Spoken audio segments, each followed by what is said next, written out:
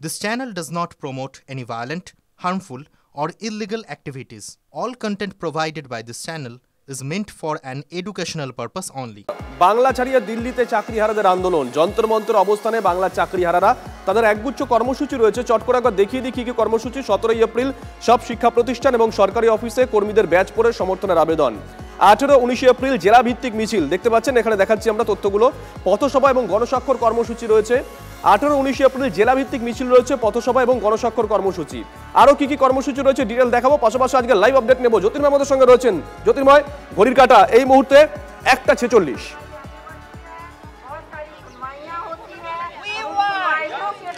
দেখো, এই মুহূর্তে আমি দাঁড়িয়ে রয়েছি দিল্লির যন্তর মন্তরে। এখানকার ছবিটাই কথা বলছে। এতদিন পর্যন্ত কলকাতা বা রাজ্যে যে আন্দোলন ছিল, সেই আন্দোলন এবারে আছড়ে পড়েছে দিল্লির রাজপথে। যন্তর মন্তরে এই মুহূর্তে বিক্ষোভ দেখাচ্ছেন পশ্চিমবঙ্গের 26,000 যে যোগ্য শিক্ষকরা, 26,000-এর মধ্যে যারা যোগ্য শিক্ষক রয়েছেন, তাদের তরফ থেকে মোট 70 জন প্রতিনিধি। তারা 40 ঘন্টা ধরে কলকাতা থেকে বাই রোড বাসে করে তারা এখানে এসে পৌঁছে তারা বিক্ষোভ দেখাচ্ছেন।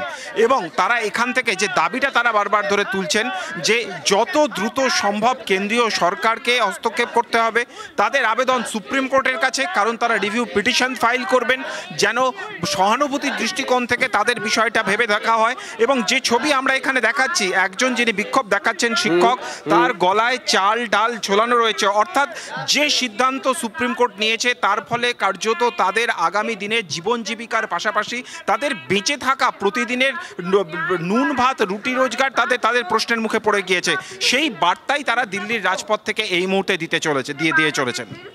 নজর থাকবে জ্যোতির্ময়। দেখুন, নতুন বছর সবে শুরু হয়েছে, আজকে দ্বিতীয় দিন। একদল বাঙালি দিল্লি রাজপথে বসে আছেন তাদের দাবি দাওয়া নিয়ে। রাজ্যের মুখ্যমন্ত্রী কি বলেছেন শুনুন। টিচারদের নিয়ে কদিন নাচানাচি করলো, নিজেরাই চাকরি খেলো, আবার নিজেরাই বলছে মমতা ব্যানার্জি জবাব দাও।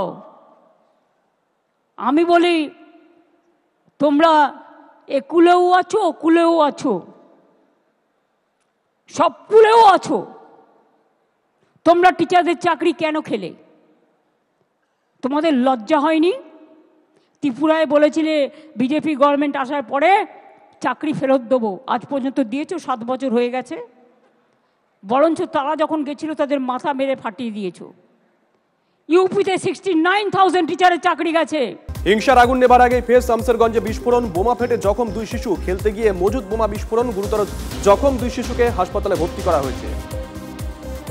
ফের শিরোনামে উত্তরবঙ্গ মেডিকেল কলেজ ছাত্রীকে যৌন হেনস্থার অভিযোগ উত্তাল, প্রতিবাদে ধর্নায় বসেছে পড়ুয়ারা।